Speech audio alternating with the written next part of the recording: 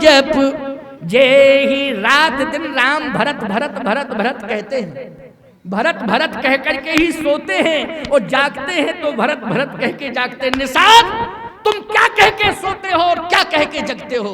निषाद ने कहा राम राम राम राम कह के जग सोते हैं और राम राम राम राम कह के जगते हैं। उस बूढ़े ने कहा भरत राम भरत भरत कह करके सोते हैं और भरत भरत कह करके जगते हैं। इसलिए भरत सरस को राम सनेही और जग जप राम राम जप जेही। भरत को पहले समझ लो ठीक से, इसके लिए करना क्या चाहिए? बूढ़े ने कहा मेरी बात मान लो। बोले बूढ़े एक कहे सगुन बिचारी, भरत है मिलिया न हुई है रारी। बूढ़ा कहता है ये शुभ सगुन है कि भरत से मिलो, और मिलो क्या करो? बोले विवाद नहीं संवाद करो। क्या करो? विवाद नहीं संवाद। अच्छा एक बात बताओ, यदि भ्रम पैदा हो जाए तो पहले विवाद करना चाहिए कि संवाद? पहले करो संवाद, और संवाद से समस्या का समाधान ना हो तब है विवाद। लेकिन उल्टा लोग कर रहे हैं, पहले करते हैं विवाद फिर करते हैं समझौता। बैठ के हो जाए ये कोई समझौते का तरीका है? मैं तुमसे पूछ रहा हूं, जब सब मिट गया तब समझौते की बात कर रहे हो?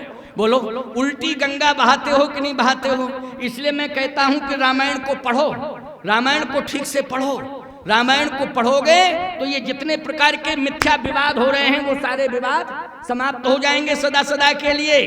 पहले होना चाहिए संवाद, और यदि संवाद से समझौता नहीं होता है तब अंतिम स्थिति है विवाद। तो उस बूढ़े ने कहा कि पहले करो संवाद। तो निषाद बोला ठीक है हम आपकी बात मान रहे। अच्छा बूढ़े की बात मानी गई तो श्रृंगबेरपुर का रक्त रंजित इतिहास बच गया कि नहीं बच गया? बोलो भाई, जो इतिहास रक्त रंजित होने जा रहा था वो बच गया कि नहीं बच गया? केवल बूढ़े के कहने मात्र से, वो बूढ़े की बात मानने से मान ली गई बूढ़े की बात। बोलो मानी गई कि नहीं मानी गई? मैं कहता हूं महाभारत में अगर विदुर की बात मान ली गई होती तो महाभारत नहीं होता। विदुर की बात अगर मान ली गई होती तो महाभारत नहीं होता। लेकिन विदुर को लात मार के निकाल दिया गया था। बोलो निकाला गया था कि नहीं? लंका में मालवंत की बात अगर मान ली गई होती तो लंका का विनाश नहीं होता।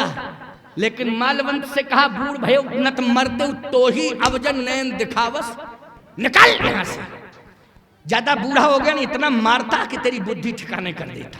रावण कहता निकल यहां से, हट, अब आइंदा मेरे सामने मत आना। अब लंका में तुम दिखाई दे गए तो ठीक नहीं होगा। बोलो अपमान हो रहा है कि नहीं?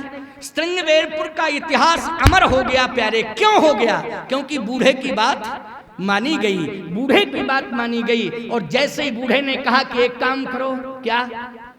भरत से मिलो मिलो। तो निषाद राज ने कहा कि जैसे मिलें और मिलने में ही कहीं शस्त्र वार करने लग जाएं तो क्या होगा? उस बूढ़े ने कहा एक बात बताएं, भरत इतने महान हैं कि वो कभी बार प्रहार कर ही नहीं सकते। और भरत का इतना बड़ा अनुशासन है कि भरत के अनुशासन में संपूर्ण अयोध्यावासी हैं, वो कभी पलटवार नहीं कर सकते, किसी पर ना वार कर सकते, ना प्रहार कर सकते, ना पलटवार कर सकते हैं। हमारी बात मानो। तो निषाद बोला देखो हम हैं राजा, बूढ़े की बात तो राजा को माननी चाहिए, लेकिन राजा के पास 4 प्रकार की नीतियां होती हैं। उन नीतियों के आधार पर भी उसे निर्णय लेना चाहिए। साम दाम दंड भेद। तो हम राजा हैं तो हम पहले नीतियों का प्रयोग करेंगे। अच्छा बूढ़े ने कहा कि कौन सी नीति का प्रयोग करोगे ये बताओ? कहा पहली नीति है साम नीति। तो उस बूढ़े ने कहा अगर साम नीति है तो भरत महान संत हैं, यदि तुम साम नीति के अनुयायी हो तो संत के पास जब भी जाओ तो उसका सम्मान करना चाहिए, और सम्मान में कुछ ना कुछ ले जाना चाहिए। क्यों भैया? साधु के पास जाओ सम्मान करने के लिए तो कुछ ना कुछ ले जाना पड़ता है कि नहीं ले जाना पड़ता है? क्या ले जाना चाहिए? तो उस बूढ़े ने कहा देखो फल ले जाओ। संत के पास जाओ तो क्या ले जाओ? फल ले जाओ। कहे ठीक फल ले जाना है। सेवकों से कहा फल तैयार करो। बड़ी बड़ी टोकनियों में फल तैयार कर लिए। अस कहे भेंट सजोवन लागे, कंद मूल फल कहा भरो कंद मूल फल। तो सेवकों ने कंद मूल फल रख लिए। अब कहा कि चलो आगे, कहा रुको अभी नहीं, अभी एक ही भेंट नहीं। फिर का कंद मूल फल, फिर सेवकों से कहा खग मृग मांगे। का खग मृग मानी पशु पक्षी भी ले चलो। एक बात बताओ भैया, पशु पक्षी ले जाने की क्या जरूरत है साधु के पास? जैसे मान लीजिए आप कंदमूल फल लेके आए हो, ये तो बहुत अच्छी बात है, अच्छी बात है, लेकिन आप पीछे से कुकड़ू कू वो भी लेके चले आए, कहे महाराज लो भेंट है, तो आप बोलो हमें क्रोध आएगा कि नहीं आएगा कि अपमान कर रहे हो, ये मूर्खो, ये क्या लेके आ गए हो मेरे पास? कंदमूल फल खग मृग, खग मानी होता है पक्षी, मृग मानी होता है पशु। बोलो होता है कि नहीं? मृग मानी क्या होता है जल्दी बोलो। अरे हिरण तो होता है, लेकिन पशु संस्कृति में नहीं आता है हिरण। ये तो हम भी जानते कि हिरण होता है, लेकिन हिरण होता क्या इंसान? इंसान होता कि देवता होता है?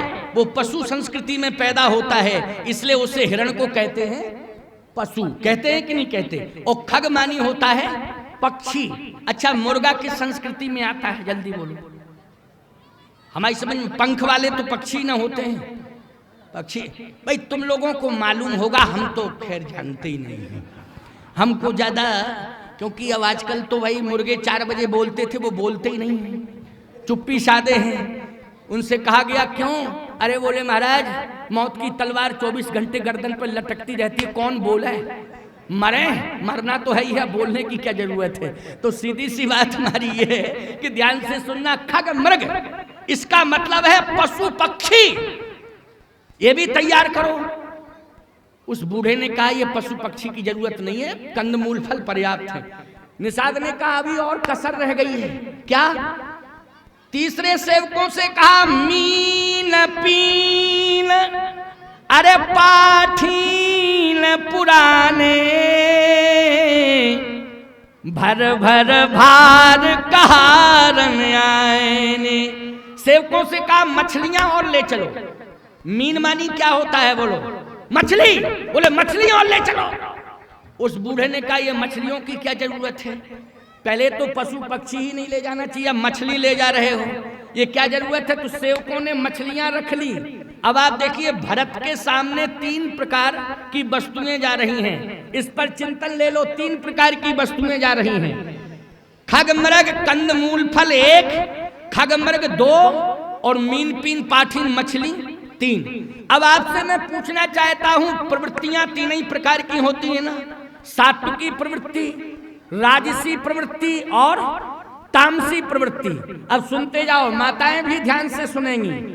माताओं के लिए तो ये बहुत जरूरी है सुनना कि प्रवृत्तियां 3 प्रकार की होती हैं। कौन सी प्रवृत्ति होना चाहिए? सात्विकी प्रवृत्ति, ये श्रेष्ठ है। सात्विकी प्रवृत्ति से जीवन जीना चाहिए। तो प्रवृत्तियां 3 हैं, सात्विकी प्रवृत्ति, राजसी प्रवृत्ति और तामसी प्रवृत्ति। संसार में जितने भी प्राणी हैं एक ना एक प्रवृत्ति से प्रभावित है कि नहीं? तीनों में से कोई सात्विकी प्रवृत्ति से प्रभावित है, कोई राजसी प्रवृत्ति से प्रभावित है और कोई तामसी प्रवृत्ति से प्रभावित है। बोलो है कि नहीं?